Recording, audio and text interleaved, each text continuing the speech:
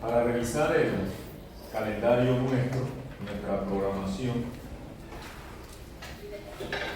hoy 21 de mayo, estamos en el penúltimo día del tema correspondiente al tema de estabilidad de la. Este tema, recuerda que está desarrollado en los módulos 6, 7, 8 y 9 que ya estamos cubriendo. El día de hoy, en la clase del jueves, vamos a completar el módulo 9. Y el día jueves será el último día de este tema, que sería el 23 de mayo. Así que ya estamos cerrando este material. Nosotros teníamos programado un ejercicio el 1 de junio, ya parcial 1, parcial 2, que ya está completado. Sin embargo, me han solicitado que mueva el examen. Yo no tengo ningún problema con eso, así que la fecha de la próxima prueba la vamos a trasladar al día, para que tomen nota ahí, 8 de junio.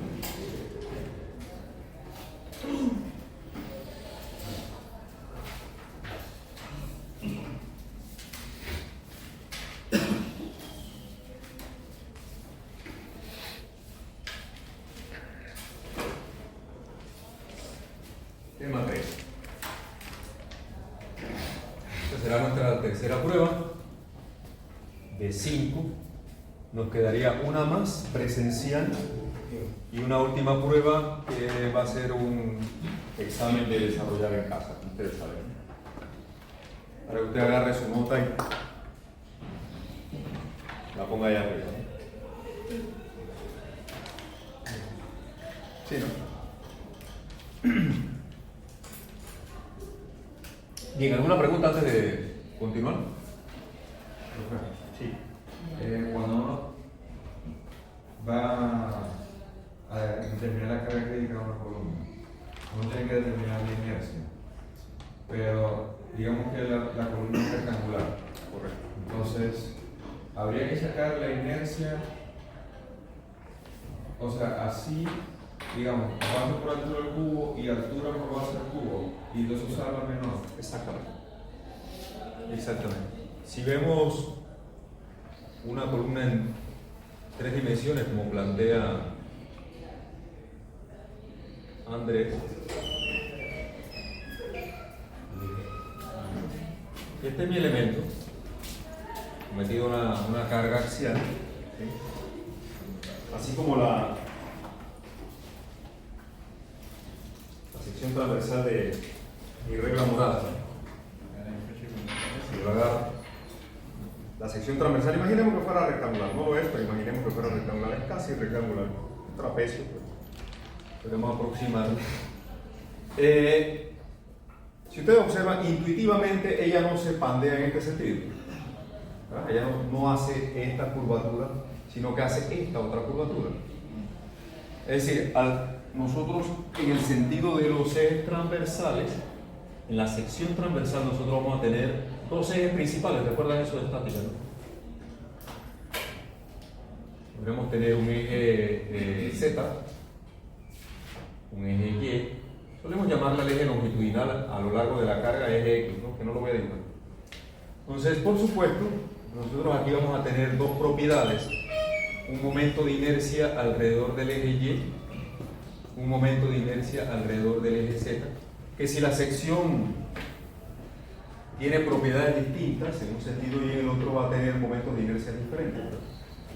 Como bien decía Andrés, si yo le coloco dimensiones aquí a mi sección transversal, vamos a suponer que este tiene un ancho B y tiene un espesor T. A ver, alrededor del eje Y, ¿cuál sería el valor que debo, o cuál sería la fórmula que debo utilizar para calcular el momento de inercia? Alrededor del eje Y. Es un rectángulo, la sección transversal, así es que este es un doceavo, usted se lo sabe de memoria, ¿verdad? Un doceavo de algo por otro algo al cubo, ¿sí o no? Alrededor del eje Y, ¿cuáles serían los valores que debo colocar aquí? Yo tengo dos cantidades, una de ellas a la primera potencia, la otra al cubo. Y en el caso de alrededor del eje Y, ¿cuál sería el momento de inercia? ¿Cuál serían los valores que debo colocar aquí y acá? Si estoy alrededor del eje Y, tendría un doceavo de t por b al cubo, ¿cierto? ¿Todo el mundo lo ve? Ok. Pues estoy alrededor del eje Y, bien, así que el momento de inercia allí, el ancho sería t y el peralte, si le quiero llamar, o la altura, o la profundidad sería b al cubo. Alrededor del eje Z, un doceavo de b por t al cubo sería la fórmula. Correcto. ¿Qué resultado va a ser mayor de los dos? En este caso, si b, estamos considerando aquí que b, digamos que es bastante más grande que t, como aquí, ¿no? ¿Verdad? Como esto. ¿Sí? Entonces aquí, ¿cuál de los dos momentos de inercia va a ser el mayor? Alrededor del eje Y. De manera que aquí el momento de inercia alrededor del eje Z, que es el menor, es el que yo debo utilizar a la hora de calcular mi P crítica. El momento de inercia alrededor del eje que produce el menor valor, porque recuerde que la carga crítica es una resistencia y va a estar controlada entonces por la menor de las dos cantidades. ¿Se comprende eso? ¿Bien? Si en lugar de una sección rectangular como esa, lo que tengo es un biflange, vamos a suponer que tengo esto. Una columna de 3 dimensiones. Si mi columna es de este tipo,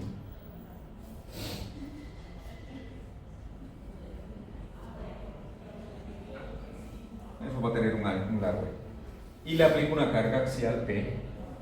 Igual yo voy a tener momento de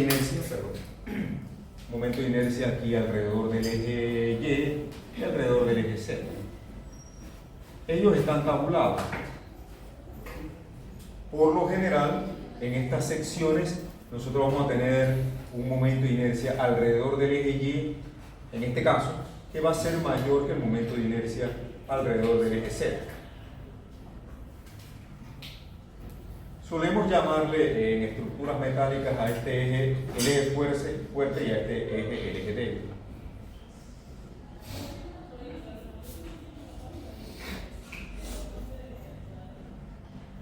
Por supuesto, la resistencia al pandeo va a estar controlada por la inercia del eje débil, el eje que es más susceptible al pandeo, tal como está arreglado. ¿Verdad? Usted nunca pensaría que ella se va a pandear en la otra dirección, ¿verdad? Porque tiene mucha mayor resistencia o rigidez en ese sentido.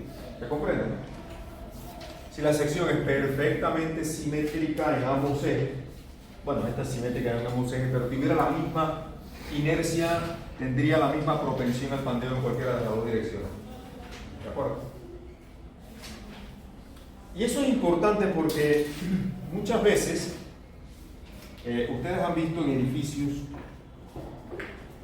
que también, quizás lo vea más comúnmente porque en Panamá no se construyen muchos edificios de acero, ahora se está construyendo un poco más, pero por lo general la utilización de estos elementos lo ven en canchas de baloncesto, en gimnasios, en galeras, en cosas como esas, en edificios industriales.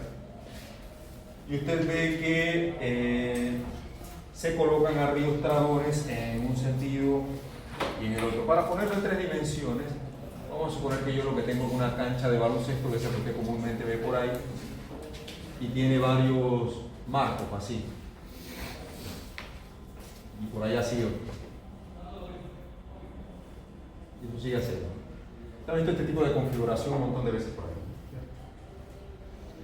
Entonces, muchas veces usted ve que en este sentido se colocan estas diagonales, ¿verdad?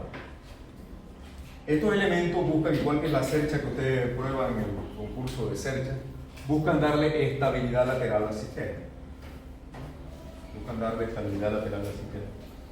Y por lo general lo que se procura es que estos elementos en planta vengan orientados en este sentido. Esta sería la dirección de las columnas, para aprovechar que en el sentido del marco yo estoy poniendo a trabajar mi eje fuerte, este. Y alrededor del eje débil entonces arriostramos el marco para evitar el panteo en esa dirección. Entonces eso comúnmente es lo que se hace. Eso es lo que comúnmente se hace. ¿Queda claro esto, Andrés? ¿Y el resto? Perfecto.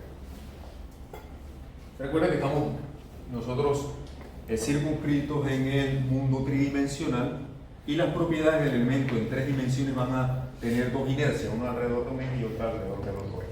La que va a controlar en la fórmula del pandeo la que produzca el momento de inercia mínimo. Ok. Bien, para resumir lo que hemos hecho hasta el momento y continuar con la cobertura de la parte final del tema, hemos visto varios casos, casos de elementos ideales, ¿no? O de columnas ideales.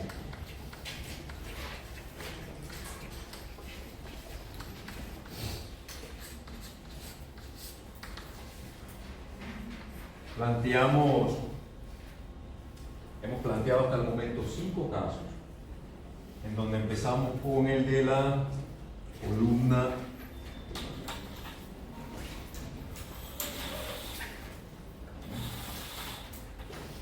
columna simplemente apoyada.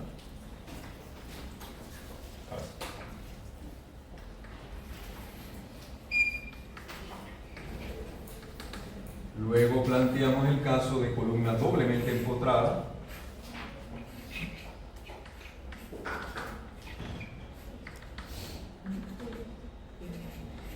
Planteamos también el caso de columna empotrada y libre. Luego planteamos el caso de intermedio, ¿verdad?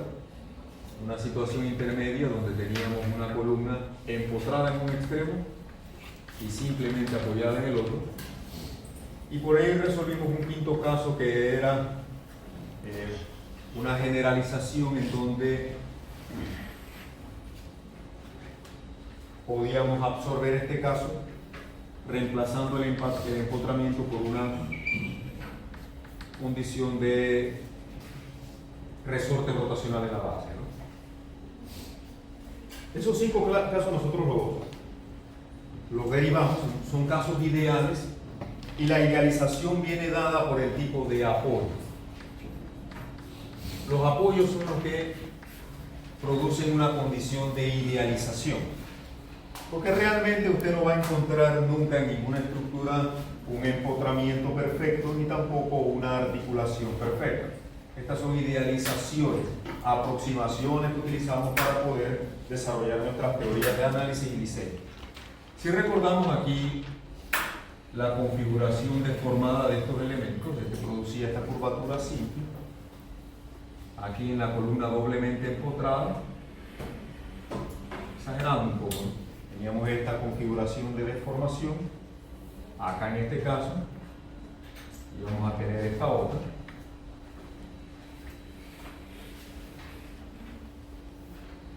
Aquí la situación era intermedia. Y aquí pues sabemos que va a haber algo de rotación,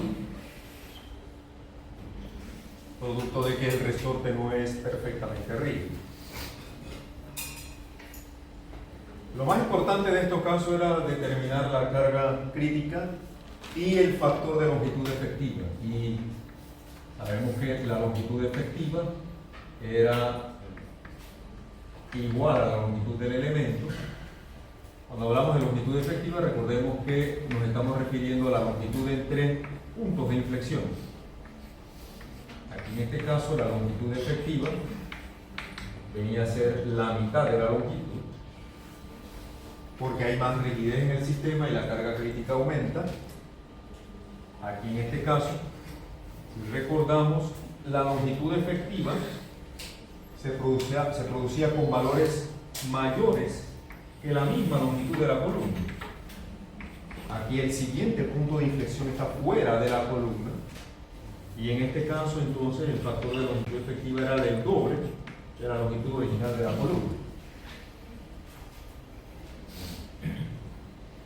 Acá el punto de inflexión que está en esta posición, acá está arriba, la longitud efectiva la derivamos y era 70% de la longitud del elemento. Y pues aquí donde tengo una rigidez menor que infinito, lo que iba a suceder era que aquí el factor de longitud efectiva, si esto es más flexible que este caso, la longitud efectiva que voy a obtener de aquí debe ser mayor que 2L, ¿cierto? Porque tengo un elemento más flexible. Entonces aquí la longitud efectiva, desde luego, va a ser mayor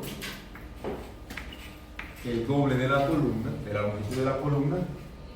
¿Cuánto mayor? Va a depender, va a ser función de cuánta rigidez tenga el sistema.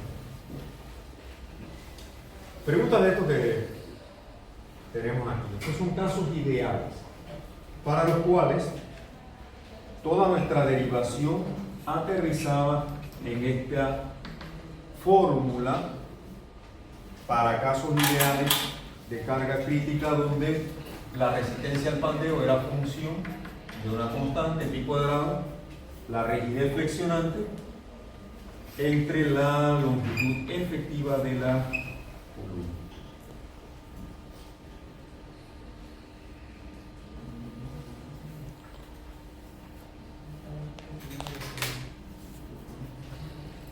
Vamos a ver el día de hoy un quinto y un sexto caso, bastante rápido porque quiero entrar a cubrir la parte final de este tema.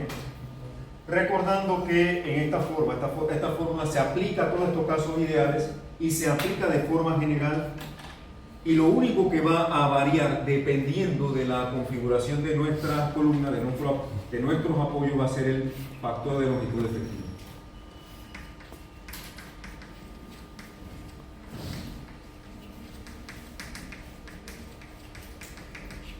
Este factor es clave en el cálculo de la carga crítica y él es función de la rigidez del sistema. La rigidez del sistema dada en estos casos por las condiciones de apoyo que tengamos. Es decir, que si esta fuera la misma columna o la misma rigidez flexionante, porque estamos hablando del mismo material, la misma sección transversal, la carga crítica que va a resistir la misma columna en todas las configuraciones va a depender del tipo de apoyo que haya. ¿Cuál es el mínimo factor de longitud efectiva que puede existir?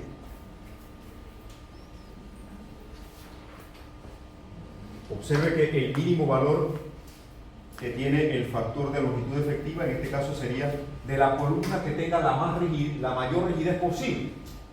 ¿Y cuál es esa? La doblemente empotrada. Esa es la columna con la mayor rigidez posible.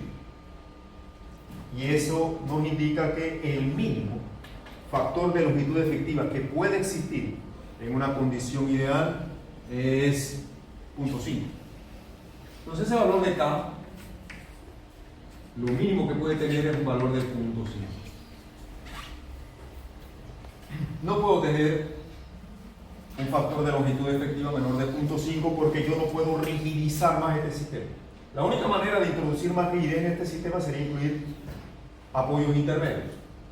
¿Okay?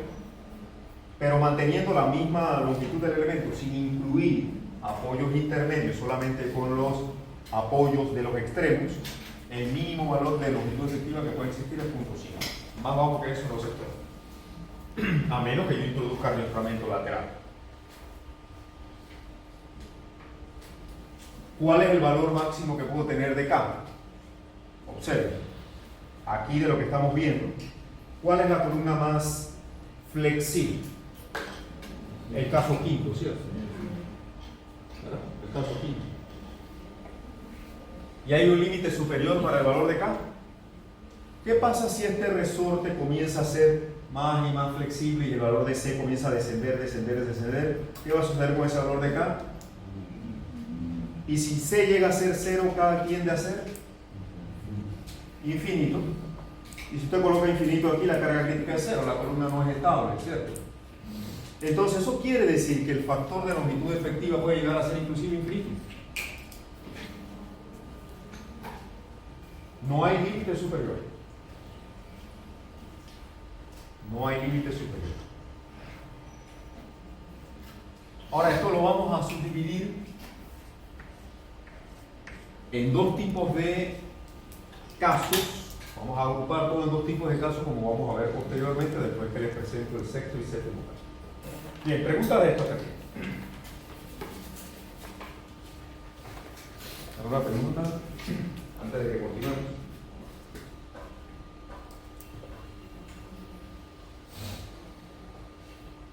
Ok, entonces ya estamos claros con nuestro calendario. Déjenme entrar entonces a ver el caso número 6.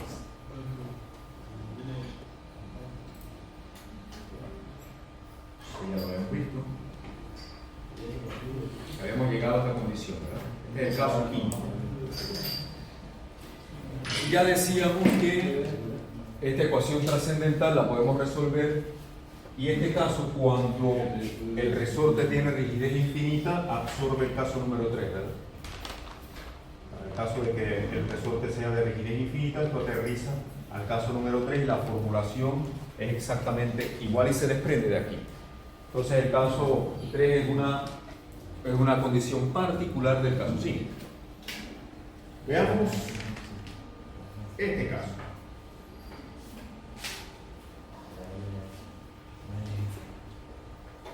Una columna flexible con apoyo simple en la base y la rigidez lateral viene dada, o el arrastramiento lateral viene dado por un resorte extensional en la parte superior.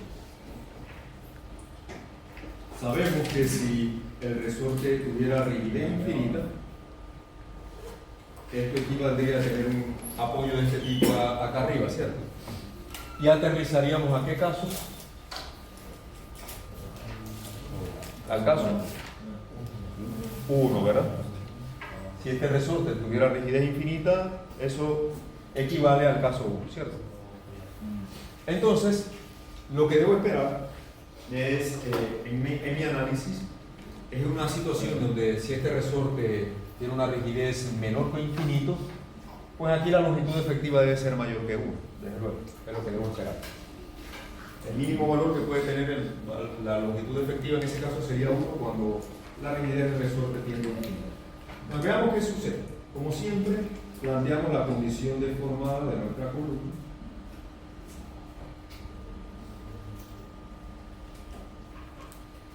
Ensayando un poco. Vamos a tener un desplazamiento lateral, que podemos llamar el cual va a producir. Esa sería la deformación axial del resorte, por lo tanto aquí aparecerá una fuerza que va a ser igual a la rigidez del resorte por su deformación, que debe estar en equilibrio con la reacción horizontal en la base. Y la carga P se transmite axialmente. Recuerden que antes de pasar a mi análisis de sección, yo completo el equilibrio de la estructura. Veo las fuerzas inducidas y el sistema tiene que estar en equilibrio. Si yo no hago esto o lo hago mal, u omito este paso, no van a aparecer fuerzas importantes en mi análisis cuando corte a una distancia X. Siempre hacemos énfasis en hacer este análisis de equilibrio general primero en la condición deformada, ver qué reacciones se inducen luego de la deformada, porque esas fuerzas van a participar en mi análisis al momento de cortar a una distancia X y buscar el planteamiento del momento interno, que es lo que hago. Entonces aquí están mis fuerzas participantes. Definimos un referencial, en este caso lo hemos colocado aquí en la base, de manera que este sería mi eje Y, aquí tendría mi eje longitudinal X, y cortamos aquí a una distancia X. Este es el diagrama de cuerpo libre, y aquí tendríamos el diagrama de cuerpo libre de la porción debajo del corte. Donde tengo el corte, por supuesto, va a aparecer mi momento flector. Aquí, bueno, omití algunas fuerzas porque en realidad, como estoy haciendo un momento ahí, no nos interesa, pero sabemos que aquí hay una fuerza axial que es P y una fuerza portante que también está por P. Como estoy tomando un momento aquí, ya no participan, pero sí participan las otras. Entonces, haciendo equilibrio en esta condición, los momentos vienen dados P por Y, K delta por X y el momento interno M de X, ¿cierto? Tengo tres términos en esta ecuación. P por Y, K delta por su brazo que es X y el momento interno M de X, que es la definición conocida de I por la curvatura.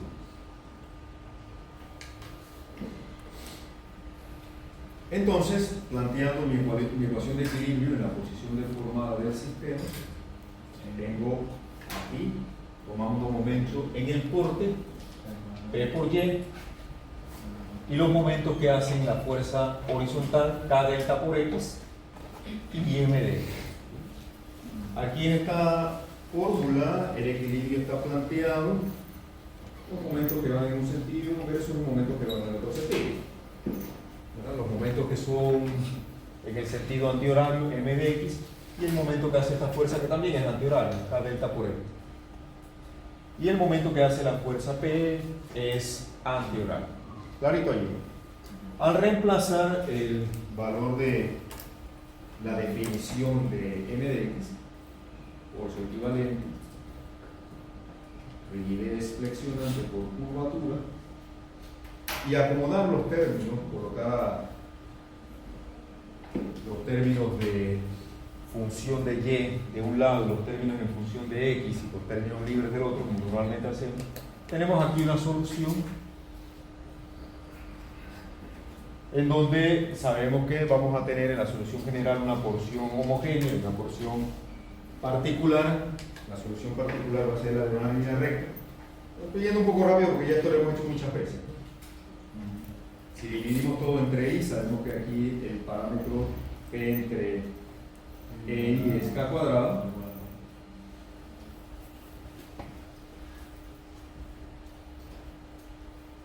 Mi parámetro auxiliar, que me sirve para calcular la carga crítica al final. Y mi solución general va a tener una solución homogénea, la solución de senos y cosenos, y una solución particular, que en este caso es una línea recta porque tengo X a la primera potencia. Empiezo con la particular, derivo dos veces, la segunda derivada de esta función por supuesto es 0, así que este término se anula. Tendría K cuadrado que es P entre I por la solución particular C3X más C4 igualado al término libre K delta entre I por E. De allí resulta, igualando los términos libres, no tengo término libre aquí, así que C4 es 0 y C3, recordando qué cosa es K cuadrado que es P entre I, y allí puedo encontrar que C3 simplemente es K delta entre I. Sumando la solución particular y homogénea tengo mi solución general. Recordando que mi solución de seno y coseno es la solución homogénea y este término viene a ser la solución particular. ¿Cuántas constantes tenemos ahí que resolver? C1, C2 y ¿qué más?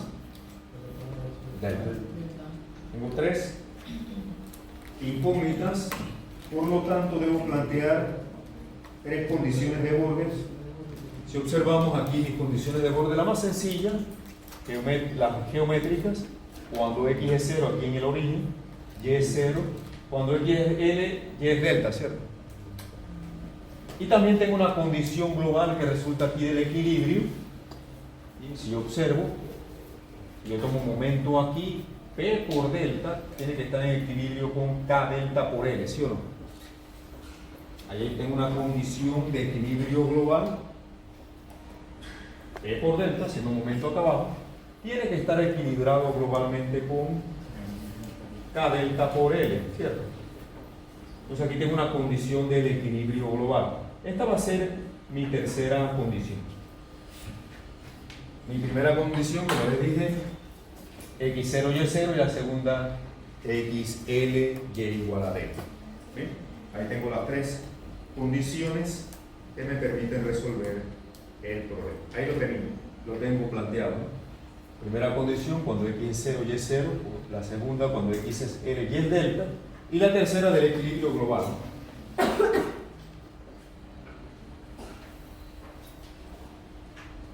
Al reemplazar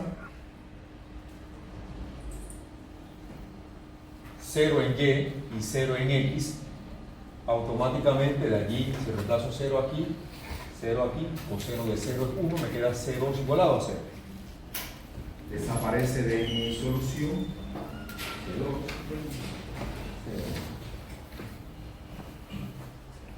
Y por supuesto, ese término, al anularse, la solución general queda compuesta de dos términos. El término del seno de k por x y el término k delta x entre p. Cuando planteamos las dos condiciones restantes, vamos a observar lo siguiente. Reemplazando delta en y L en x, reemplazando delta en y L en x, nuestra expresión queda de esta forma. Y observe que aquí yo tengo una expresión en donde puedo relacionar C1 y delta. C1 y delta, puedo expresar uno en función del otro. Tengo C1 y delta relacionados. Y observemos también algo interesante aquí. Esta solución automáticamente, la tercera condición, me lleva a una de las posibles soluciones de las cargas críticas. Tengo una primera carga crítica. En ese sexto caso, entonces, vamos a colocarlo por aquí.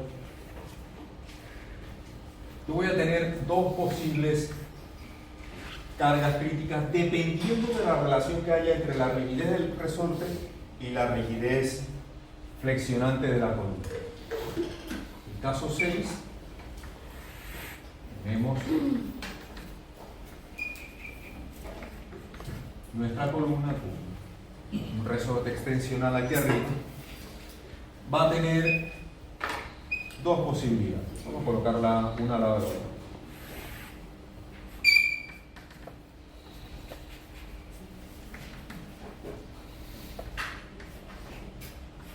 Este caso es interesante y lo he traído a colación porque hay dos posibles cargas críticas dependiendo de la relación entre la rigidez del resorte y la rigidez flexionante de la columna.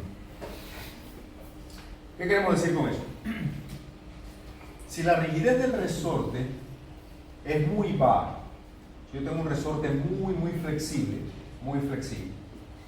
una rigidez muy baja en función de la rigidez flexionante de la columna, cuando yo le aplique carga aquí con este resorte tan débil, de tan poca rigidez, la columna más bien va a tender a rotar como cuerpo rígido y la mayor deformación va a ser el desplazamiento en el resorte, ¿sí o no? Porque el resorte es muy flexible en ese caso. ¿Bien?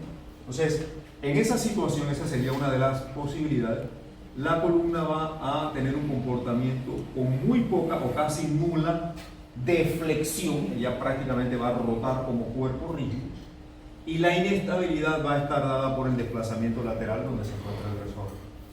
Esto va a ocurrir, en este caso la carga crítica de esta primera posibilidad es ese valor que tenemos ahí, la rigidez del resorte por la longitud de la columna. Va a ocurrir cuando la rigidez del resorte es mucho menor que la relación EI entre L de la columna. La columna va a sufrir muy poca deflexión y el pandeo se va a producir por rotación del elemento como si fuera un cuerpo rígido, porque el resorte es muy flexible, tiene muy poca rigidez. ¿Se comprende ese escenario? Es importante que usted lo visualice, lo internalice bien lo que está ocurriendo allí. ¿Preguntas de eso? La otra posibilidad sería, el otro extremo ahora, lo opuesto que sería que la rigidez del resorte ahora sea bastante mayor que E entre L de la columna. En este caso la columna sería muy flexible y el resorte sería muy rígido. En ese caso, ¿cómo va a ser la tendencia del pandeo? Voy a tener muy poco desplazamiento lateral aquí, casi nulo. Voy a ponerle un poquito nada más. Pero la mayor deflexión lateral va a venir dada, exagerando, ¿no?, por la columna comportándose como en el caso 1, ¿verdad? Ahí el resorte es tan rígido que casi que impide desplazamiento lateral y la mayor inestabilidad se va a producir internamente en la columna.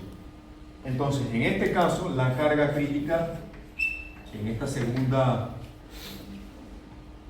condición, ¿a qué valor se aproximaría entonces? Al valor de la carga crítica del caso 1, que ya lo conocemos. En el caso 1, la longitud efectiva es la longitud del elemento KE1. Así que en este caso esto va a tender a ser pi cuadrado EI sobre L al cuadrado.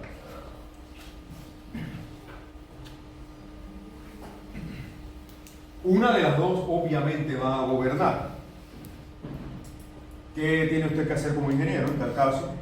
Calcular cuál es la carga crítica de esta condición, calcular cuál es la carga crítica de esta condición, y la menor de las dos es la que va a controlar la estabilidad del miembro. ¿Se comprende? Sí. ¿Por qué la carga crítica 2 en el denominador no está la K?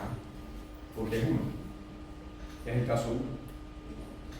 Ah, ok. Veamos cómo resulta, si continuamos, el desarrollo de la condición número 2.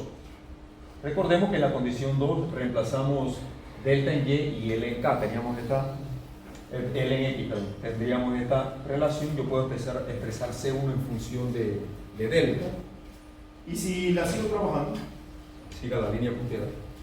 Si seguimos trabajando esta condición, y ahora reemplazamos, aquí recuerde que el producto de K por L es P de esta condición, ¿no? De la tercera condición. Reemplazamos eso aquí. Esta P se cancela. Y entonces yo tengo esta delta con esta otra, también se cancela y me queda C1 seno de K por L igualado a 0. Desde luego, C1 no puede ser 0 porque si no yo me quedo sin solución. Lo que tiene que ser 0 aquí es el seno de K por L, y ya eso lo hemos visto en el caso 1, que el seno de K por L es 0 cuando el argumento K por L es pi, 2pi, 3pi en X. Y aquí aterrizamos a la segunda solución, tal como le planteaba ya, en el escenario de que lo que sea más flexible sea la propia columna. Pi cuadrado I entre L cuadrado sería la solución de ese caso. Entonces, en resumen, este sistema tiene dos posibilidades de pandeo. Una controlada si el resorte es muy flexible. Por la estabilidad lateral, la columna se desplazaría, rotaría como cuerpo rígido con muy poca deformación de flexión. Y en ese caso la carga crítica vendría dada por la rigidez que ofrezca el resorte. Si ocurre lo opuesto, si el resorte es mucho más rígido que la columna, entonces la columna es la que se va a pandear en flexión y la carga crítica sería pi cuadrado e I entre L cuadrado. En una situación que usted no sepa numéricamente cuál es el valor que va a controlar, debe calcular las dos. Y la respuesta será la menor de las dos. Va a gobernar la menor carga crítica.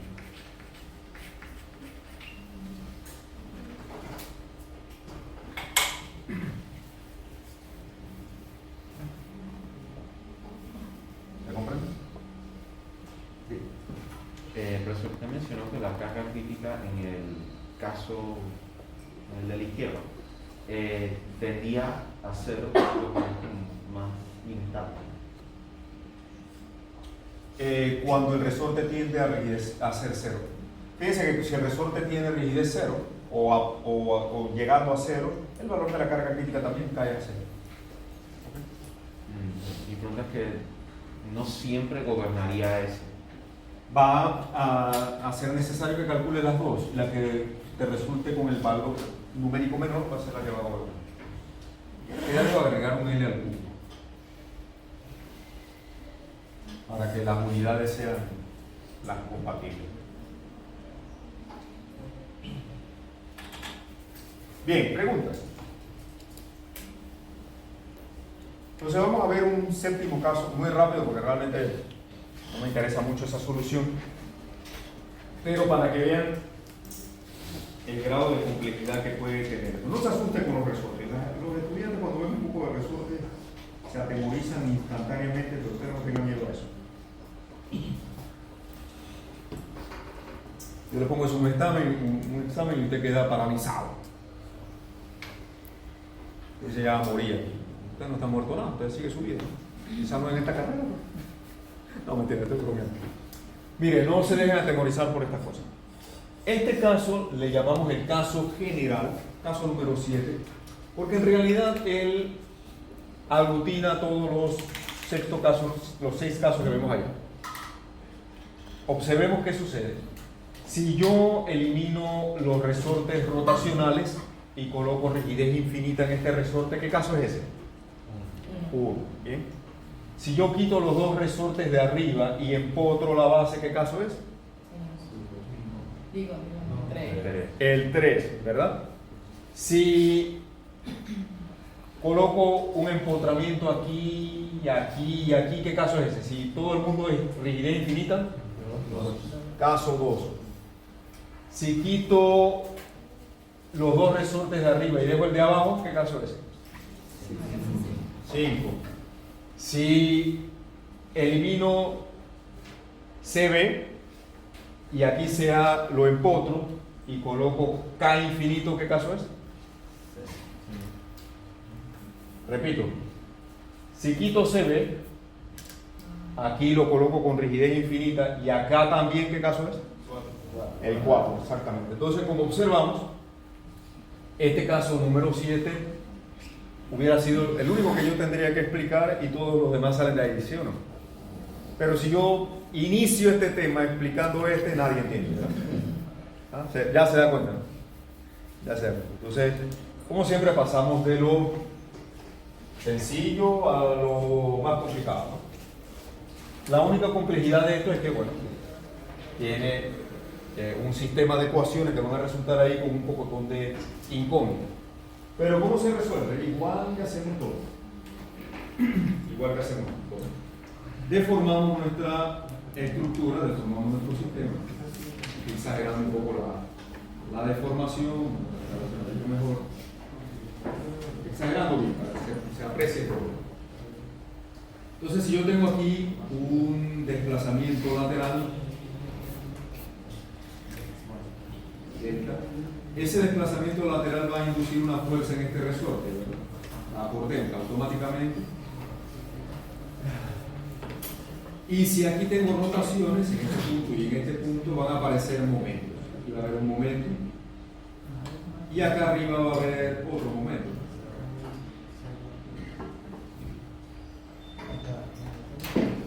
Entonces aquí tengo, por supuesto, para que haya equilibrio de fuerza horizontal, acá abajo va a aparecer también una reacción.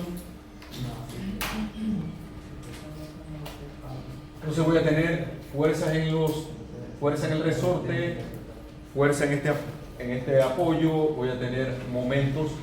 Y recordemos que un momento en un resorte es la rigidez por la rotación en ese punto.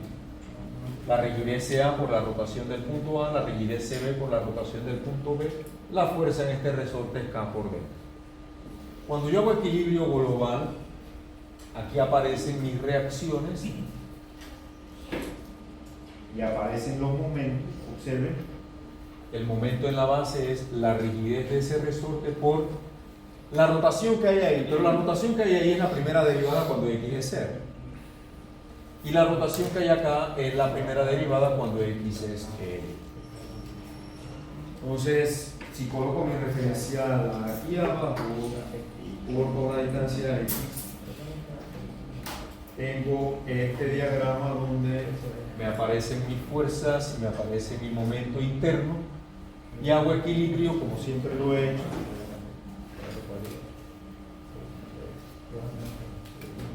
Tengo el momento interno m de x, tengo el momento en el punto A, tengo P por Y y tengo el momento que hace la fuerza de reacción acá abajo. Recuerden que primero hacemos equilibrio global para ver cuáles son las reacciones y esas reacciones participan en la ecuación. Esa ecuación, que tiene 4 términos, al organizarla, reemplazar el valor de mx por la rigidez flexionante y la curvatura, y pasar todo lo que es función de y para la izquierda y todo lo que es función de x y términos libres hacia la derecha, nos queda nuestra expresión de esta manera. utilizando mi parámetro auxiliar, como siempre, K cuadrado, que es P entre E y I, puedo resolver en solución particular y en solución homogénea. La solución homogénea de senos y cosenos, la particular, en este caso tengo una línea recta nuevamente, términos de X y término libre. Entonces, al resolver, primero por la particular, derivo dos veces, reemplazo acá, eso es 0, y aquí tendría K cuadrado por Y, que es C3X más C4, K cuadrado siendo P entre I, igualo eso a nuestros tres términos de la derecha, y resuelvo para C3 y C4. Aquí está el planteamiento, K cuadrado por Y particular, igualado a los tres términos, y resolvemos C4 con el término libre, que es M entre I, el EI se cancela con el de la K, y me queda que C4 es MA entre P, y al resolver para C3, tengo que igualarlo a la suma de estos dos términos, eso sigue acá abajo, y encuentro la relación de C3 que está ahí. C3 y C4 en la solución particular, cuando yo las agrupo con la homogénea, aquí tengo mi solución homogénea, la solución de senos y cosenos, esta es la parte homogénea, y esta sería la solución particular. ¿Cuántas incógnitas tenemos allí? Veamos. ¿Seguro? C2, delta, MA y MB. ¿Bueno? MA, MB, delta, C1 y C2. Son 5 incógnitas, por lo tanto debo plantear 5 condiciones de borde. Mis condiciones de borde acá arriba las tengo, ¿no? Tengo condiciones de borde geométricas y tengo condiciones de borde de equilibrio. Las geométricas, si coloco mi referencial acá abajo, cuando X es 0, Y es 0, cuando X es L, Y es delta, y también tengo las condiciones de equilibrio. Yo sé que el momento acá es CA por la primera derivada cuando X es 0, sé que el momento acá es CB por la primera derivada cuando X es L, ahí tengo dos condiciones de equilibrio y la del equilibrio global también. Ahí tengo las 5 condiciones de borde que necesito plantear. Aquí están las condiciones de borde resumidas tal como les mostraba. Las geométricas cuando X es 0, Y es 0, cuando X es L, Y es delta. Esa es una condición geométrica, esas dos son condiciones de borde geométricas. Condiciones de borde geométricas. Y todas estas son condiciones de borde de equilibrio.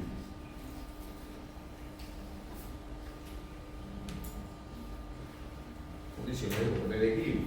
Una es el equilibrio global. Aquí estamos haciendo momento de la fuerza P por delta y las reacciones y la fuerza del resorte que hay ahí arriba. Y estas son condiciones de equilibrio donde el momento en A y en B son conocidos porque son los momentos de los resortes rotacionales. CA por la primera derivada, CB por la primera derivada, cuando X es 0 para A, cuando X es 0 es L para B. Planteo mis 5 ecuaciones para mis 5 incógnitas C1, C2, MA, MB y delta, y voy a tener un sistema de 5 ecuaciones con 5 incógnitas homogéneo que debo resolver. En este caso no lo puedo resolver analíticamente porque necesitaría valores para las rigideces de los resortes, para la rigidez del resorte axial, etc. Pero cuando planteo la primera condición me permite relacionar C2 y MA. Ya esto es un avance, porque si yo puedo expresar todo donde aparece C2 en función de MA, en lugar de tener 5 ecuaciones, realmente voy a terminar con 4. Porque puedo expresar una incógnita en función de la otra. Entonces eso me permite eliminar una incógnita y una ecuación. Me voy a terminar con un sistema de 4 ecuaciones con 4 incógnitas. Donde aparece C2, yo lo puedo reemplazar por su equivalente que acabo de encontrar, que es MA sobre P negativo. Entonces en este sistema en esta solución tendría como incógnita C1, MA, MB y delta. 4 incógnitas. Que las voy a plantear resolviendo entonces mis otras 4 condiciones de orden. Reemplazo delta en Y y L en X, y reemplazo en el equilibrio global también, y aplico las condiciones de orden del equilibrio, que el momento en A es C. Todo esto es la primera derivada, y esto que está aquí es la primera derivada de la función, reemplazando el valor de x igual a 0 y de x igual a L correspondiente. Lo que está aquí es la primera derivada, y el prima cuando x es 0, y todo esto que está aquí es la primera derivada, el prima cuando x es 0. No se debe intimidar por esas cosas. Esto es un número con muchos términos. Ok, repito, esto es un número con muchos términos. Eso es todo. Pero eso en realidad es un solo número. Un número con muchos términos, nada más. Véalo así. Usted dice esto es muy complejo, usted tiene razón. Pero si lo ve como un solo número con muchos términos, también tiene razón. Esto es de la complejidad que usted le asigne. ¿Quién piensa que es fácil? A ver, ni se lo creen. Eso es lo malo, que usted no se lo cree. Pero en realidad ciertamente no es complicada. Usted ha resuelto ecuaciones mucho más complejas que esas, créanme. Si no, busque su libro, de su cuaderno de cálculo y vea las derivadas por integración por parte que le ponía el profesor allá, que usted tenía varios renglones en la misma ecuación, ¿sí o no? ¿Esta cuántos términos tiene? 1, 2, 3, 4, 5 nada más. Y usted no se deja intimidar por eso, ¿verdad?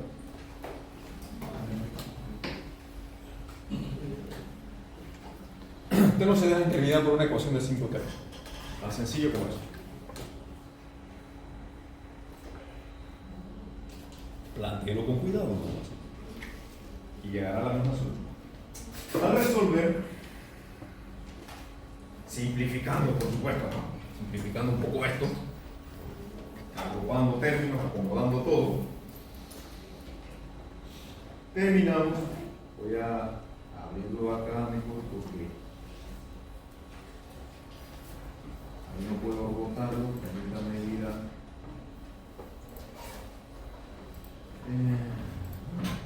clases, déjame abrir esto en otro archivo, en otro programita.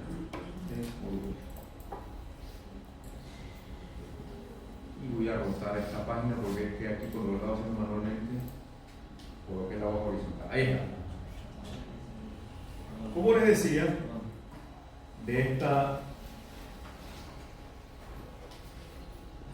ecuación nosotros vamos a terminar con nuestras 5 incógnitas, que ahora serían C1, MA, MB, perdón, 4 incógnitas, C1, MA, MB y delta. Ahí están las 4 incógnitas, que nos lleva a este sistema de ecuaciones homogéneas que tenemos aquí planteado. Mis incógnitas C1, MA, MB y delta, igualado a un término de puros ceros, a un vector de puros ceros aquí. Sistema homogéneo. ¿Cómo se resuelve? El determinante de la matriz de coeficientes tengo que igualarlo a 0 y encontrar mi ecuación característica que me lleva a resolver para la carga crítica. Fíjense que allá adentro está metido la carga crítica, ¿no? La P, ¿verdad? ¿Cómo debo yo resolver esto? Por supuesto, de aquí en adelante, matemáticamente ya yo no lo puedo exprimir más a esto. Necesitaría valores numéricos de la rigidez CA, de la rigidez del resorte axial, de la rigidez CB, L, etcétera, para poder resolver esto numéricamente.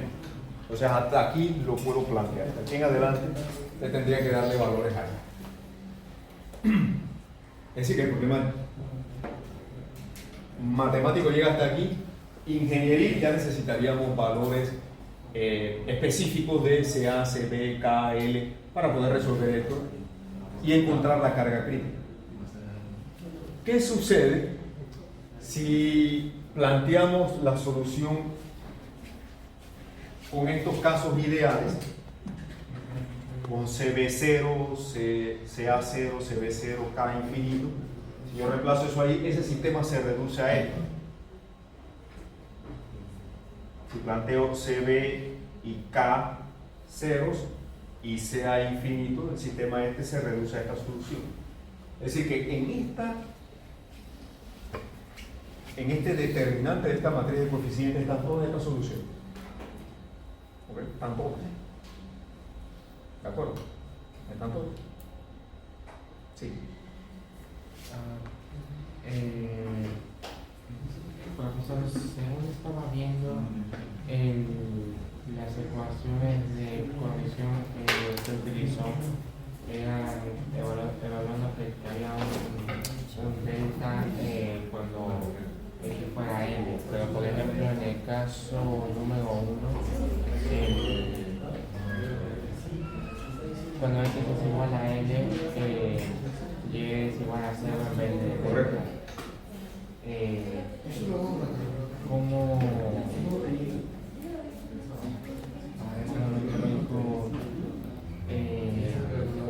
con las propiedades del problema 1 quedaría la misma función propia del resultado del problema 1? K sería infinito en ese caso. Y el desplazamiento delta es cero. Entonces delta desaparece como incógnita. Bien. Ahora, vamos a salir de los casos ideales y vamos a ver qué sucede cuando yo tengo un edificio donde ahora las condiciones de apoyo no son ideales. Bien, no son ideales.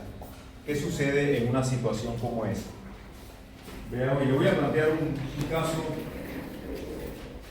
de un diseño de un edificio que yo hice hace un par de años atrás, en donde había una situación, podríamos decir, un poquito compleja, un poco fuera de lo usual. El edificio tenía, bueno, tiene estas características, y lo voy a simplificar muchísimo para poder explicar el concepto. El edificio tenía más o menos esta configuración.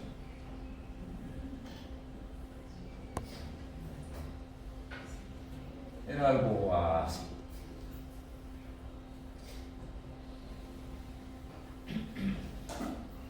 Vamos a poner otro piso acá. Era un poquito más alto, pero simplificando un poco acá para poder explicar la situación.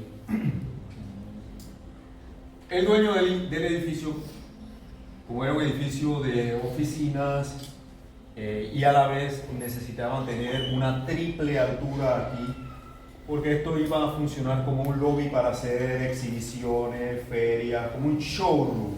¿Okay? Y llega una reunión y dice, aquí vamos a hacer un lobby y vamos a tener un showroom. Usted tiene que saber más o menos de qué le están hablando. Okay. Entonces usted llega allá al show. Okay. Entonces cuando le muestran los planos y las cosas, usted ve que aquí hay una triple altura. Aquí hacen unas ferias de equipos donde ponen montacargas y ponen un poco de cosas, así que ellos necesitaban mucha altura aquí para poder hacer esas exhibiciones bien. Sí me estoy explicando. Entonces, ingenierilmente, ¿cuál es el problema? El problema está en este elemento que está aquí, ¿verdad? Usted se da cuenta ya automáticamente. Abre los planos y dice, ¡wow! Hace así mismo. Claro, porque... Y el dueño automáticamente dice, chuleta, él dijo, wow.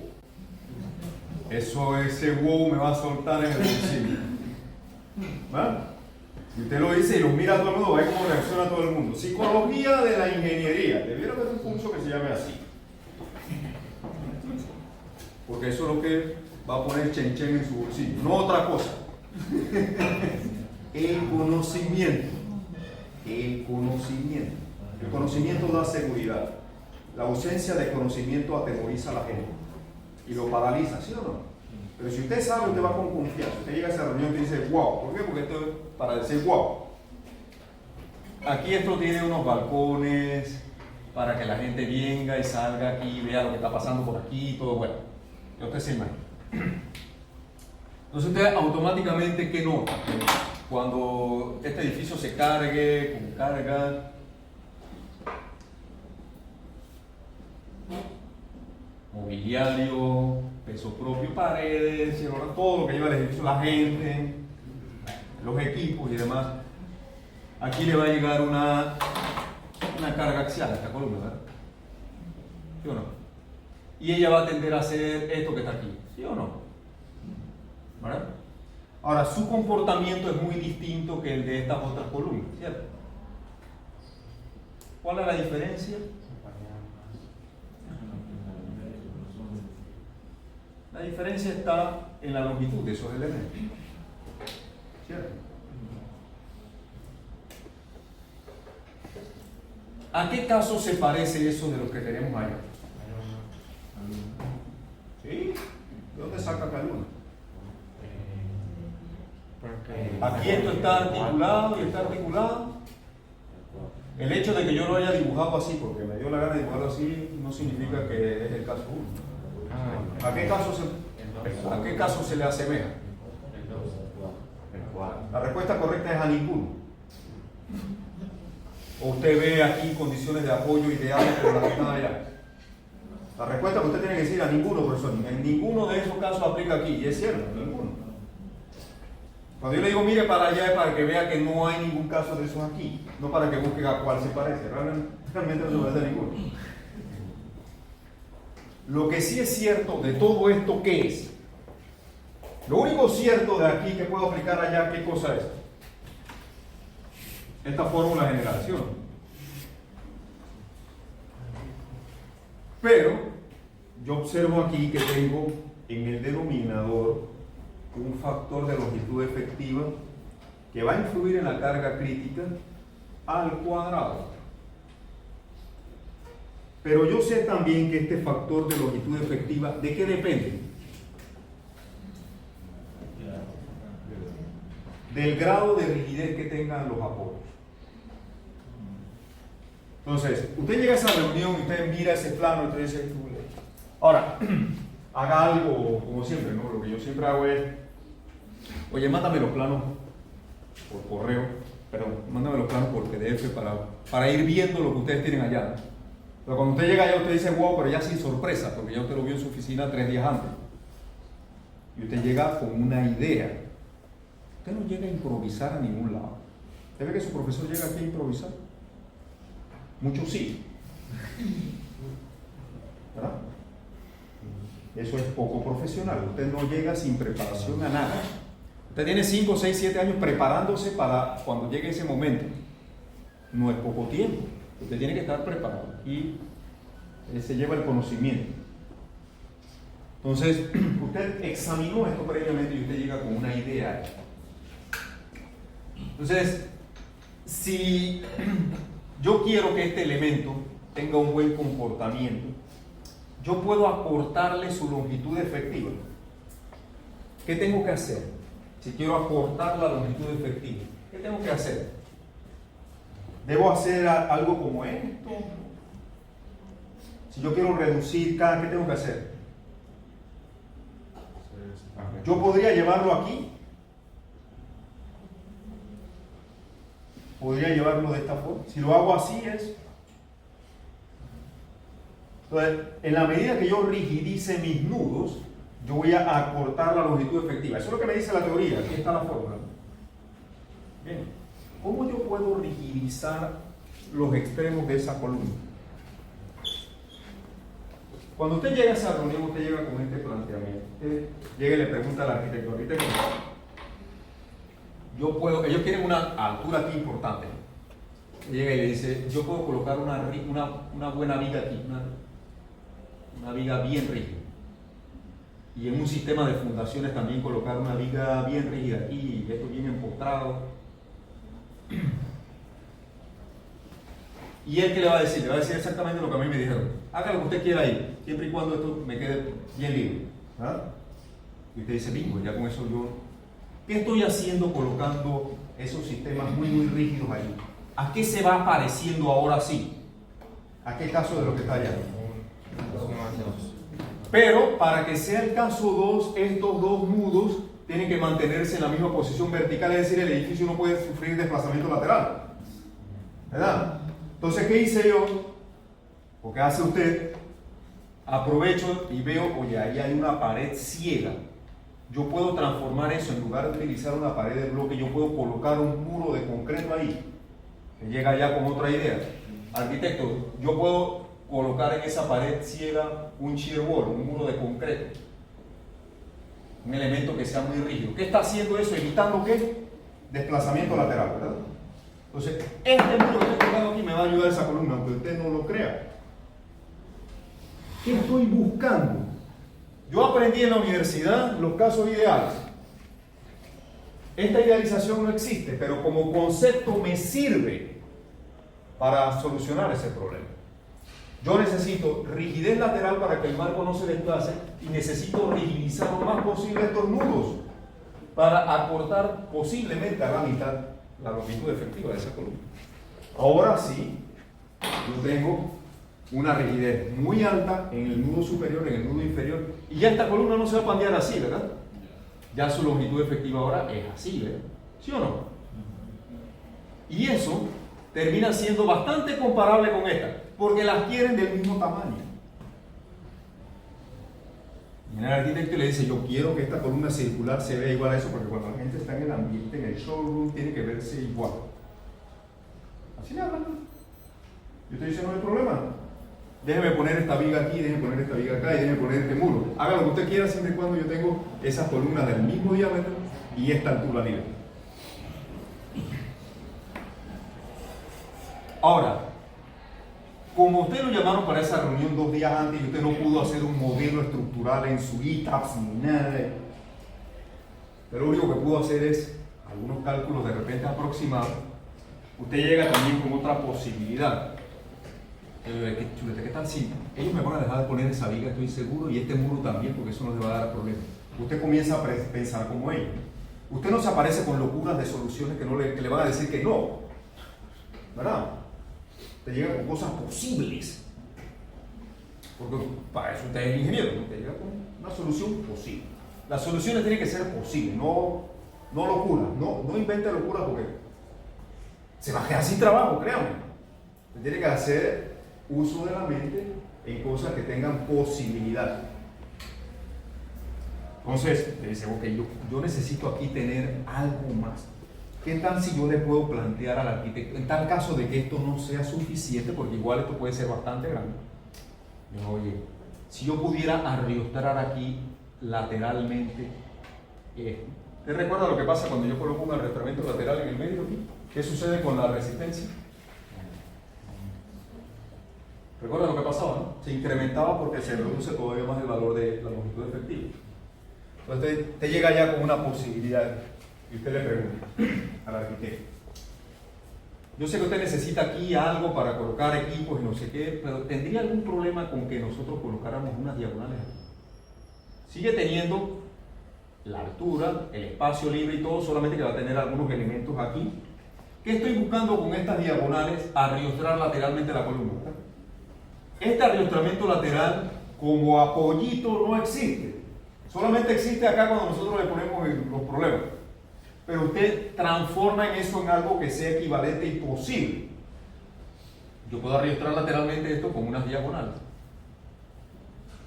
Y usted llega con esa idea a la reunión. Y usted llega y dice, tráigame los planos. Habla con confianza. Usted no puede llegar allá tímido. Pero la confianza se la da el conocimiento. Tráigame los planos. Cortésmente. Dice, bueno, arquitecto, mire, vamos a colocar un sistema de vigas aquí. ¿Habrá un problema con eso? No. Usted deja que ellos decidan. Usted plantee. ¿Habrá algún problema con poner este sistema de vigas? No, haga lo que quiera. Y este muro no hay ningún problema. Eso funciona bien. Okay, ya usted tiene check. Entonces usted dice lo siguiente, porque usted todavía no ha hecho el análisis completo. Y usted quiere dar siempre buenas noticias. Usted dice, si fuera necesario, yo podría colocar este sistema de diagonales aquí. Si fuera necesario. Te hablo así. Usted no dice que lo va a hacer. Dice, oye, si fuera necesario, yo podría hacer eso. Y se queda callado. Porque el próximo que hable en esa reunión, después de eso, pierde. ¿qué va a suceder a continuación? Psicología de la ingeniería. ¿Qué va a suceder a continuación? Dice, saldría más económico el análisis, saldría más económico si nosotros utilizamos esas diagonales. ¿Habría algún problema con que pongamos ese sistema de diagonales en tal caso de que fuera necesario? Y usted se queda callado y mira al dueño. ¿Qué va a suceder a continuación? El dueño va a mirar al arquitecto y el arquitecto va a mirar al dueño. Usted no dice nada, usted está aguantando a él. Como cuando usted tiene en una... ¿Ha jugado póker, no? Algunos, ¿no? No, nunca. ¿Usted qué hace en su tiempo libre? Usted en ese momento pone cara de póker. Usted sabe cómo es la cara de póker, ¿no?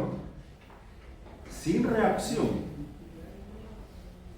Espera pacientemente y ahí van a pasar unos segundos importantes. Y usted mira a los dos y hace así. Lo único que hace. No dice más nada, porque cuando usted diga algo más, usted se compromete. Usted se queda ahí esperando. Y donde le pregunten, pero realmente va a ser. Bueno, usted lo único que dice es que saldría más económico. Y se mantiene ahí. ¿Qué saldría? Y usted le puede decir, todavía le puede decir al dueño, yo estoy aquí para cuidar su dinero, recuerda. Y yo quiero que usted tome las mejores decisiones para que su inversión sea lo más económica posible. Y se queda callado. Y aguanta y espera. Cuando usted habla mucho en esa reunión, usted se compromete. ¿Sabe de lo que le estoy diciendo? Sí, tiene que saber cómo hablar, qué decir, cuándo hacer silencio. Aquí debe haber un curso de eso. Pero no lo hay.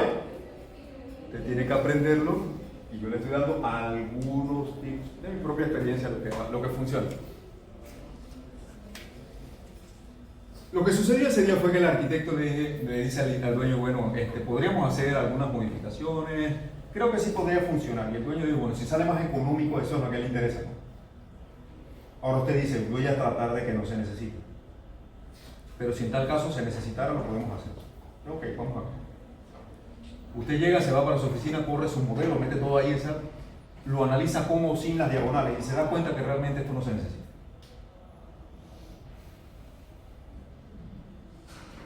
Pero a usted le gusta llegar a la siguiente reunión con buenas noticias. 3 días después nos reunimos de nuevo y usted llega y dice, solucioné el problema. La gente está esperando, ¿qué cosa está esperando? Si se necesita o no se necesitan las diagonales, ¿verdad? Y usted dice, traigo buenas noticias, ya todo el mundo suspira. Solucioné el problema con el muro y con las vigas, no son necesarias las diagonales. Esa es la respuesta que la gente quiere escuchar, ¿sí o no? ¿Verdad? Imagínese lo opuesto. Imagínese que usted dice, ok, yo pongo mi muro, pongo mis cosas, pero eso no es suficiente. Y usted llega a su oficina y dice, chuleta, esto no es suficiente. Chuleta. Bueno, vamos a meterle una diagonal en esto. Y usted se aparece 3 días después con él, que no se lo ha dicho a nadie, no lo ha filtrado, no lo ha consultado. El escenario es completamente distinto. Ahora esa solución no es vista de la misma forma, ¿sí o no? ¿Verdad? Porque ahora usted llega con una noticia que no es buena, ¿verdad? Esa noticia es percibida de mala manera, ¿verdad? Entonces ahí le van a decir, pero no puede hacer algo mejor, no hay algo que se pueda hacer, y usted se fija en sus términos y dice, esto es lo mejor que pude hacer. El escenario es completamente distinto, aunque la realidad es la misma, ¿verdad? Pero si usted lo anuncia, lo consulta y prepara a la gente, es como una vacuna, ¿sí o no? Vaya vacunando a la gente por delante. Usted se prepara, usted está cuidando su profesión, ¿no? Entonces, es mejor decir en una reunión, bueno, existe esta posibilidad, también se me puede ocurrir esto, yo voy a tratar de que no sea. Cuando usted llega a la siguiente reunión, usted dice, no, no es necesario la gente hasta que dice, chuleta, por fin encontramos a alguien que sabe y que sirve. Y usted se garantiza todos los trabajos que haga ese reunión. Y los amigos de él también son inversionistas, ¿sí? ¿Verdad? Porque aves del mismo plumaje vuelan juntas, usted sabe eso, ¿no? ¿Verdad? O el águila, usted la ve allá parqueando con las gallinas. Usted no ve eso en la naturaleza, ¿verdad? Y el águila está con otras águilas y las gallinas también están con los de su corral, ¿no? ¿Verdad? O sea que el dueño de este proyecto, sus amigos que hacen también son inversionistas, ¿sí o no? ¿Verdad? Entonces él va y dice, hey, encontré un ingeniero que es un rareza. Y los demás inversionistas que hacen cuando viene el próximo proyecto, ¿a quién van a buscar? ¿Sí o no? ¿Verdad? Es así, yo no le miento, Ahora, si usted espanta a un cliente, ¿cuántos se van detrás de él? Como todo, ¿no? ¿Sí? Usted va a un restaurante, le gusta la atención, le gusta la comida, todo, usted sale de ahí y se lo refiere a todo el mundo, ¿verdad? Y si le pasa una mala experiencia, usted hace en las redes, lo mata, ¿verdad? ¿Sí o no? Así funciona. Y con las redes sociales hoy es todavía mejor, o sea, es más fácil buscar feedback y dar feedback de las cosas, ¿no? ¿Sí? Usted quiere ir a un restaurante nuevo, ¿usted qué hace? Lo primero que hace es que se mete a degustar, ¿verdad? Y ahí busca pues, cuáles son los... Usted ve ahí los comentarios, ¿eh? Usted también después que sale de ahí, no vaya a morir. Me encontré una rata en la sopa.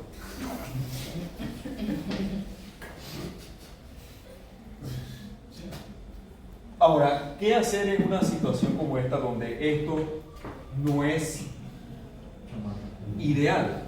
Bueno, imagínense en una situación donde si yo tengo ahora un marco y yo voy a transformar esto, en realidad yo puedo transformar esto en un sistema equivalente donde coloco un resorte extensional aquí que haría la base de la viga, un resorte extensional aquí que haría la base de la viga de acá abajo, un resorte rotacional que haría las veces de la rigidez rotacional y otro aquí. Ahora imagínense resolver este caso. Este caso es más complejo que el caso 7 que acabamos de ver, ¿verdad? Porque tiene más resortes. ¿Sí? Tengo dos resortes rotacionales y dos extensionales. ¿Vale? Ahora resolver esto va a resultar una ecuación diferencial bastante complicada. Y para evitarlo, entonces hay una solución aproximada cuando tenemos marcos, longitud efectiva para las columnas del marco. En un marco, el factor de longitud efectiva depende de la rigidez relativa de las columnas con respecto a las vigas que llegan a un nudo. Aquí va a haber factores, vamos a suponer que este es mi nudo A y mi nudo B. Factores de rigidez relativa que le vamos a llamar GA y GB. Ellos son funciones. ¿Qué va a proveer rigidez a estos, los elementos de vigas y columnas que llegan al nudo? Entonces ese factor de rigidez relativa es la sumatoria de E y entre L de las columnas que llegan a un nudo con respecto a E entre L de las vigas que llegan a ese nudo. Esa G que usted ve ahí viene del inglés girder. Girder que significa viga, ¿verdad? Un poco para que se vaya familiarizando con la nomenclatura que aparece en los códigos de diseño. Si el módulo de elasticidad es el mismo, por ejemplo, si fuera acero, para las columnas y para las vigas, él se cancela y le queda una relación entre momento de inercia y longitud de columnas y de vigas. Entonces, con los valores de la rigidez relativa, GA y GB, en los nudos, superior e inferior, se entra en los nomogramas de Jackson and Moorland. También hay ecuaciones que solucionan el nomograma para determinar gráficamente el valor de K. Repita conmigo, nomograma. Nomograma. No diga monograma. ¿Okay? Y si dice monograma, no mencione mi nombre como su profesora allá afuera, por favor. ¿Okay? ¿Verdad? Y se lo digo porque yo he escuchado hasta profesionales decir monograma y es muy poco profesional. Nuevamente, nomograma. Ductilidad. Si usted va a decir ductibilidad y monogramas allá afuera, no mencione mi nombre, por favor. Cuando me pregunten quién fue su profesor, diga David Hugo. O diga cualquier otro nombre. No, mentira, pero eso tienes que editarlo de la grabación. Nomograma es la solución gráfica de la ecuación diferencial que resulta de esto. La ecuación diferencial que resulta de eso es bien compleja.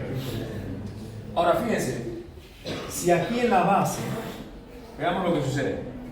Si ahí en la base yo tengo dos posibilidades en los casos ideales: un empotramiento o una articulación. Bien. El empotramiento tendría en el denominador unas vigas que serían de rigidez bastante infinita, ¿verdad? Y si yo tengo infinito en el denominador, el valor de G tiende aquí a ser 0, ¿verdad? Bueno, los códigos dicen no utilice 0, 0 es un valor muy bajo, utilice un valor de 1. Y en este caso, aquí la rigidez de las vigas tendería a infinito y el valor de G tendería a... aquí la rigidez de las vigas tendería a 0 en este caso, y el valor de G tendería a lo opuesto, ¿no? A infinito, ¿no? En ese caso los códigos dicen no, que infinito es muy alto, utiliza un valor de 10. Entonces cuando tenemos columnas empotradas y columnas con articulación en la base, utilizamos 1 y 10 respectivamente y no lo calculamos. Calculamos el valor en el otro nudo, en el nudo superior. Entonces, ¿qué se hace? Con esos valores se entran a los nomogramas y se determina gráficamente el valor de cada. Las dos situaciones que le quería plantear acá son las siguientes. Hay dos posibilidades en un marco. Y nosotros podemos tener marcos lateralmente arriostrados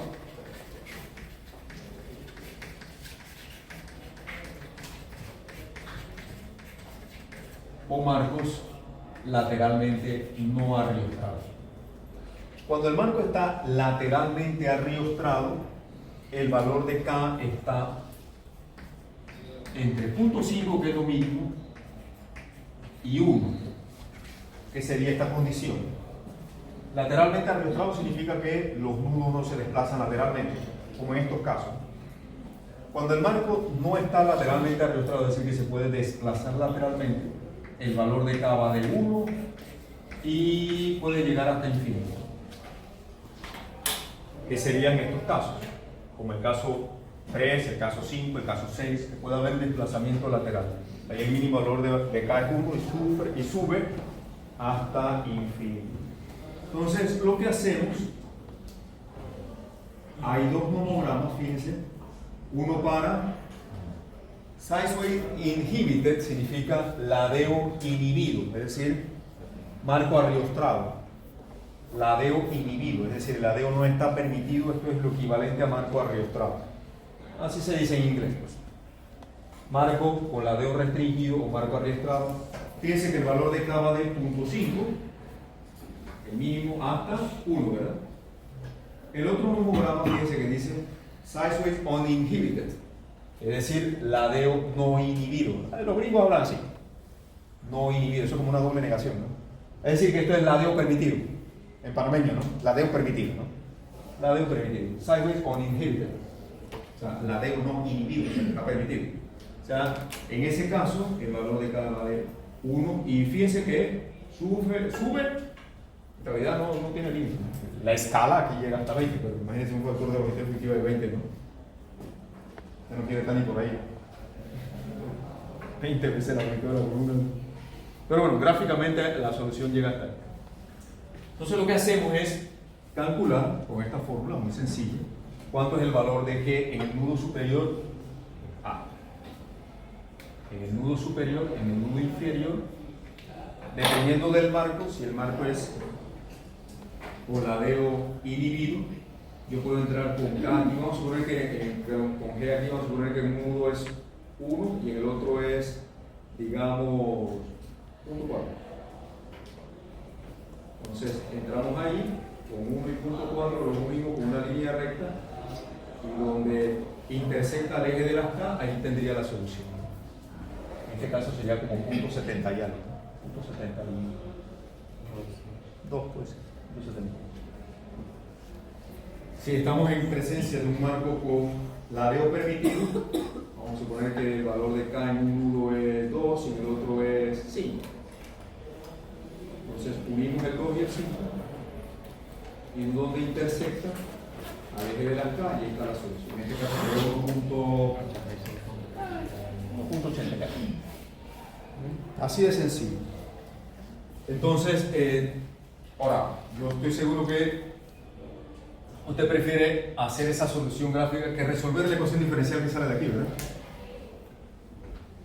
Yo digo, resuelve esa ecuación diferencial o use los nomogramas, usted me dice, yo me quedo con los nomogramas, ¿verdad? Mucho más simple. La solución de esas ecuaciones diferenciales está en estas dos ecuaciones que están aquí. Usted puede programar esto en una hoja en Excel. Fíjense que ahí están las dos ecuaciones para el factor de longitud efectiva para marcos arriostrados y marcos no arriostrados. Usted entra aquí con GA, GB y resuelve para K. Dependiendo de... Lo resuelve numéricamente. Lo resuelve numéricamente. Obviamente la tangente aquí es con el argumento en radianes, desde luego.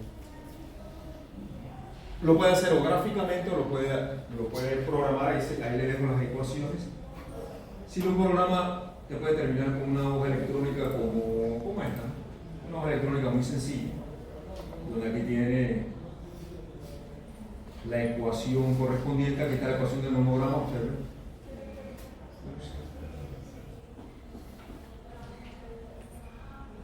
Esta ecuación que está aquí es la acabo de mostrar con GA, GB y K, ¿no? Lo resuelve numéricamente como le expliqué la vez pasada. Aquí tengo para marco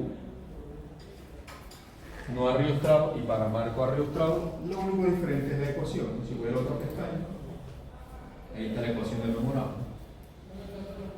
Usted agarra esa ecuación, la coloca aquí con las celdas GA y GB y lo pone a variar el valor de K. O sea que esto es fácilmente programable. No haga como un estudiante de un año y medio. Profesor, ¿me puede mandar esa hoja por? Mándeme esa hoja por. Póngala en el Teams. Aquí unas cosas. De verdad, no te puedes sentar y meter esa forma. ¿Me quieres que yo te la mande por email? Diga, suba al Teams. Lo podría hacer, pero no lo voy a hacer. No quiero. Cuando usted haga algo, ¿no? Por lo menos, ¿no? Entonces esto es fácil de programar. Tiene las dos opciones, ¿no? Lo puede hacer gráficamente, lo puede hacer en uso de una herramienta. Lo puede programar también en su calculadora programable perfectamente. Lo puede programar, lo tiene ahí en su menú de fórmulas en su calculadora, las dos formulitas, marco arriostrado, marco no arriostrado, entra con GA y GB y resuelve. Una última observación. Esta rigidez relativa hay que ajustarla en las vigas, es decir, ahí hay que colocar un factor aquí para el caso de las vigas que va a depender del extremo alejado, si está encontrado o articulado en marcos con ladeo, marcos sin ladeo y marcos con ladeo. Ese valor va de 0.5 a 2 dependiendo del caso, de 0.5 y 2 es un factor que se coloca aquí en la fórmula. Y en la próxima clase lo que vamos a hacer es aplicar un ejemplo.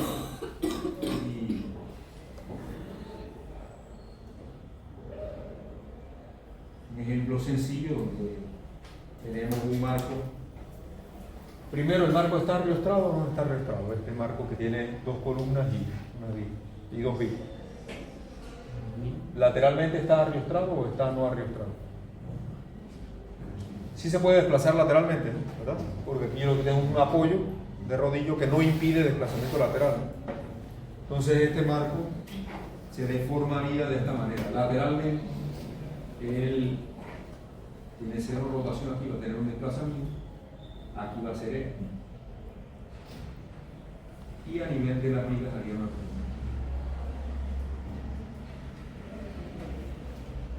Entonces, lo que hacemos es que calculamos aquí el factor de longitud efectiva, perdón, el factor de rigidez relativa, como es un empotramiento, en este nudo es 1, en este es 10, ¿verdad? Y habría que calcular el del nudo B y el del nudo D.